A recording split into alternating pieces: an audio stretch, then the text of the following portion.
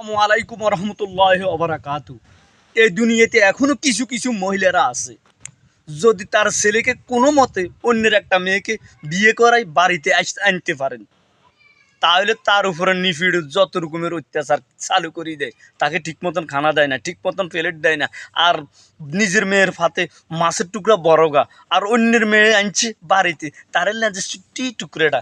কিন্তু যখন ধীরে ধীরে এই বউয়ের হাতে দায়িত্ব আসি যায়, তখন সে আর শ্বশুর শাশুড়ির আর পাত্তায় দেয় না, আর ঠিক মতন খানা প্লেট তাকেও দেয় না।